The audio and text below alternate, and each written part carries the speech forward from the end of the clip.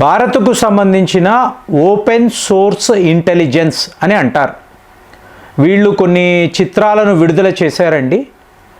చైనాకు సంబంధించిన people liberation army వాళ్ళ ఎయిర్ ఫోర్స్ భారత్కు సమీపంలో ఉండే చైనా ఎయిర్ బేసెస్లో J-20 అనబడే ఫైటర్ జెట్స్, అంటే 5th జనరేషన్ ఫైటర్ జెట్స్ అని అంటున్నారు, యుద్ధ విమానాలు. వీటిని ప్రతి ఒక్క ఎయిర్ బేస్లో 12 నుంచి 15 విమానాలను డిప్లాయ్ చేశారు. అంటే ఆపరేషనల్ రెడీనెస్ అని అంటారు. ఎనీ టైం భారత్ మీద దాడులు చేయడానికి మీకు పీపుల్స్ లిబరేషన్ ఆర్మీ వాళ్ళు రెడీగా ఉన్నారు. ఎందుకండి ఇప్పుడు సడన్గా ఇంతలాగా ఇన్నిన్ని విమానాలను లడాక్ వద్ద, అరుణాచల్ ప్రదేశ్ వద్ద, బంగ్లాదేశ్కి సరిహద్దుల్లో ఇప్పుడు ఎందుకు వీడు మోహరించాడు? మీరు గమనించారు అనుకోండి, ఇవాళ ఈ వీడియో మాట్లాడుతున్న టైంలో మీకు భారత్లో ఢిల్లీలో హై లెవెల్ మీటింగ్స్ అండి కంటిన్యూస్గా. నిన్నైతే ఏకంగా రాత్రి 12 దాకా కూడా మోదీ గారు తన మంత్రులను కూర్చోబెట్టుకొని పెద్ద లెవెల్లో మీటింగ్స్ నిర్వహిస్తున్నారు. ఇప్పుడు ఇది ఏం జరుగుతుంది దేశంలో మీరు గమనించారు అనుకోండి, మనము ఒక సాఫ్ట్ పవర్గానే ఉన్నాం. ఏ రోజు కూడా హార్డ్ పవర్ అంటే అఫెన్సివ్ యాక్షన్ అనేది ఒకప్పుడు ఉండేది కాదు. కానీ మీకు అంటే ప్రతి ఒక్క సిచ్యువేషన్లో ఒక సమయం ఆసన్నం అవుతుంది కదా. ఇప్పుడు కాక్రోచ్ జనతా పార్టీ మూమెంట్ అన్నారు, గొడవలు అన్నారు. ఫైనల్గా ఏమైంది? ప్రతి ఒక్కటి తరిమి కొడుతున్నాం. ఇది అంతర్జాతీయ స్థాయిలో జరగాలండి. మనము ఎందుకులే, సరే చూద్దాంలే, పోతే పోనీలే అనుకుంటే కాదు. మీ శత్రువుల్లో భయాన్ని కలిగించాలి. ఎలాంటి భయాన్ని కలిగించాలి అంటే వాడు డిఫెన్స్లో పడిపోవాలి. ఎందుకు ఇది చెప్తున్నాను అంటే, పాకిస్తాన్ ఆక్రమిత కాశ్మీర్ వద్ద మీకు పాకిస్తాన్ ఆర్మీ వాళ్ళు అక్కడ ఈ నిరసనలు తెలిపే వాళ్ళ మీద విచక్షణారహితంగా కాల్పులు జరుపుతున్నారు. మీకు ఎంతోమంది మహిళలు పోరాటాలు అని రోడ్ల మీదకి వచ్చిన మహిళల మీద మీరు AK-47లు పెట్టుకొని కాల్పులు జరుపుతున్నారు అంటే వాళ్ళ డిఫెన్స్ మంత్రి అంటున్నాడు, చనిపోయిన వాళ్ళ మీద మాకు ఎటువంటి జాలి దయా లేదు, వాళ్ళు ఈ భారతీయులు లాంటి వాళ్ళే. మీకు భాష అర్థమైందా అండి? ద న్యూయార్క్ టైమ్స్లో ఆర్టికల్ వస్తుంది. వాళ్ళు ఏం రాస్తున్నారో చెప్పమంటారా? పాకిస్తానీ కాశ్మీర్లో అల్లర్లు, గొడవలు, పాకిస్తాన్ ఆర్మీ తిరగబడింది. అంటే ఆయుధాలే లేని ప్రజల మీద మీరు మీ యొక్క ప్రతాపము చూపిస్తారు, ఇష్టానుసారం వాళ్ళని కాల్చి చంపుతారు. కానీ దాన్ని ఏంటి, పాకిస్తాన్ ఆర్మీ డిఫెండ్ చేసుకుంటుంది అని ద న్యూయార్క్ టైమ్స్లో. లక్కీగా మనలో వచ్చిన మార్పు ఏమిటి అంటే, ఇండియన్ ఎంబసీ ఇమీడియట్గా ఒక స్టేట్మెంట్ విడుదల చేసింది. ఈ భూప్రపంచములో పాకిస్తానీ కాశ్మీర్ అంటూ ఏ ప్రాంతము లేదు, ఉన్నదల్లా ఇండియన్ కాశ్మీరే, మాదే, కాశ్మీర్ అంటే మాదే. క్లియర్గా రాసాం. పాకిస్తాన్ ఆక్యుపైడ్ కాశ్మీర్ అని ఉంటే ఉండవచ్చు, త్వరలోనే దానిని కూడా భారత్తో కలుపుకుంటాము. సో ఇవాళ మనం మాట్లాడుతాం. నాకు తెలిసి ఫర్ ద ఫస్ట్ టైం మనం ఇలాగా అమెరికా యొక్క మీడియాను ఖండించడం.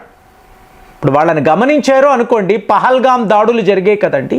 ద వాషింగ్టన్ పోస్ట్లో చూడండి, పాకిస్తాన్ అడ్మినిస్ట్రేటెడ్ కాశ్మీర్ నుంచి, పాకిస్తాన్ అడ్మినిస్ట్రేటెడ్ కాశ్మీర్, మనం ఏమంటాం పాకిస్తాన్ ఆక్యుపైడ్ కాశ్మీర్. అంటే అమెరికా వాడి యొక్క వైఖరిని చూడండి, ఎక్కడా కూడా POK అని రాయడండి. ఇంకొక సందర్భంలో ఇండియా అడ్మినిస్ట్రేటెడ్ కాశ్మీర్ లేదా ఇండియా ఆక్యుపైడ్ కాశ్మీర్. అంటే నేను ఎప్పుడూ పాకిస్తాన్తోనే ఉంటాను. ఇదే జయశంకర్ గారు మొన్న అన్నారు. అమెరికా వాడు తన మిత్ర దేశము అని పాకిస్తాన్ని ఎంచుకున్నాడు, కాబట్టి భారత్ తన మిత్ర దేశమని రష్యాను ఎంచుకుంది. మీ ప్రాబ్లం ఏమిటి?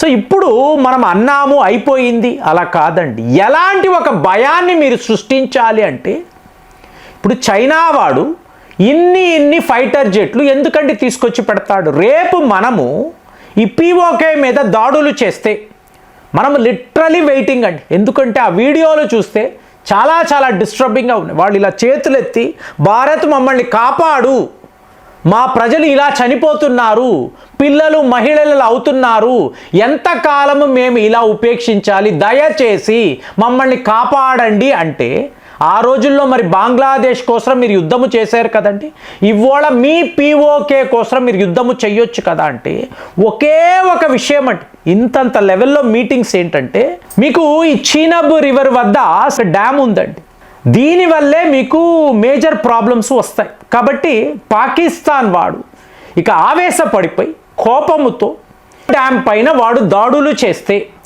ఒక మిజైల్ వాడినా కూడా ఇమీడియట్గా మనము వాడి మీద యుద్ధము ప్రకటిస్తాం. చెప్తున్నాను కదా, ఇది షార్ట్ టర్మ్ వార్ కాదండి, పెద్ద లెవెల్లో మనము యుద్ధము ప్రకటిస్తాం.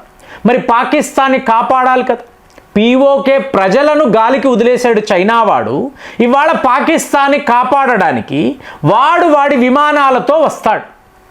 సో మనము లిటరలీ వెయిటింగ్ అండి. ఇది ఎలా ఉందంటే భారత్ వార్ కోసమే ఎదురు చూస్తుంది. ఇవాళ ప్రపంచంలో వార్ అడ్వాంటేజ్ అనేది మనకు మాత్రమే ఉంది. ఇది ఏ అమెరికాకో, ఇజ్రాయెల్కో, ఇరాన్కో ఎవ్వరికీ లేదంట. ఎందుకంటే వాళ్ళందరూ అలా దొరికిపోయారు. అమెరికా వాడి యొక్క Patriot missiles, third air defence system, దీన్నంతా ఇరాన్ వాడు ముక్కలు చేశాడు. అంటే అమెరికా వద్ద ఉండే the greatest weapons, nothing, Iran ముందు నథింగ్. మరి రష్యా వాళ్ళ పరిస్థితి కూడా అంతే కదండి, వాళ్ళ ఏడిఎస్ని కూడా యుక్రెయిన్ వాళ్ళు బ్రేక్ చేయగలిగారు కదా, ఇజ్రాయెల్ వాళ్ళ వద్ద ఆయుధాలంతా అయిపోయాయి కదా. చైనా వాడు మాట్లాడుతున్న ఫేమస్ J20 నువ్వు ఎక్కడ పరిశోధనలు చేసావు, ఏ యుద్ధములో వాడేవు, ఎక్కడ దాని యొక్క గొప్పతనాన్ని ప్రూవ్ చేసావు, జస్ట్ మీడియాలో చెప్పుకుంటూ పోతూ ఉంటాం. మరి అక్కడ కూడా ఆపరేషన్ సింధూర్లో కూడా ఎవరికండి హయ్యెస్ట్ డ్యామేజ్? చైనా వాడికే కదా.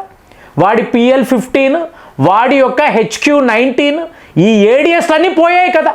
మన దెబ్బకు బూడిద కదండి. మరి అలాంటిది చైనా ఎక్కడా తన ఆయుధాలను ప్రూవ్ చేసుకోకుండా 1979లో మాత్రమే ఆఖరి యుద్ధము చేసి ఇవాళ నేను ఇంత పవర్ఫుల్ అంటే ఎవడు నమ్ముతాడు? ఒక 100 బ్రహ్మోస్లను తీసుకువెళ్ళి లడాక్, అరుణాచల్ ప్రదేశ్ వద్ద పెట్టాము అనుకోండి, మనతో యుద్ధము చెయ్యగలడా? ఇంపాసిబుల్ కదా. కానీ పాకిస్తాన్కి భరోసా ఇస్తున్నాడు, నేను ఉన్నాను, ఇదిగో నా J20 విమానాలు ఉన్నాయి. నువ్వు ఎవరికి రా సపోర్ట్గా నిలబడాలి? పాకిస్తాన్ పెద్ద దేశమా, భారత్ పెద్ద దేశమా? ఎవరితో నువ్వు వ్యాపారం చేస్తున్నావు? ఎవరు నీకు ముఖ్యమైన దేశం? ఆలోచన లేదు. అందుకే అంటున్నాను, మీరు ఎంత భయాన్ని క్రియేట్ చేస్తే ఇవాళ అమెరికా వాడి మీడియా ఇలా రాస్తున్నారు కదండి, Pakistan administrated Kashmir, India occupied Kashmir రాస్తున్నాడు కదా. నీ పాపులేషన్ ఎంత? 50 కోట్లు ఉండొచ్చు. భారత్ యొక్క పాపులేషన్ ఎంత? 140 కోట్లు. మేము ఒక్కసారి మీ మీడియాను ఆపేస్తే, మీ వస్తువులను కొనము అని చెప్పి భారతీయులు తిరగబడితే, టోటల్గా సోషల్ మీడియానే వద్దు అంటే, ఫేస్బుక్ వాడం, ట్విట్టర్ వాడం, వాట్సాప్ కూడా మాకు అక్కర్లేదు, అసలు అమెరికా యొక్క ప్రోడక్ట్సే మాకు వద్దు, చైనా వాడు భారత్లోకే రాకూడదు అంటే, ఈ 140 కోట్ల శక్తిని వీళ్ళు ఎదుర్కోగలరా? వీళ్ళ వల్ల కుదురుతుందా? ఇదంతా వీళ్ళకి తెలియదా? తెలిసి కూడా మనల్ని రెచ్చగొట్టడం ఎందుకు? మనకు ఈ కోపాలు అనేవి ఉండవు, పోతే పోనీలే అంటాం, క్షమించి వదిలేస్తాం. అవుతుందా?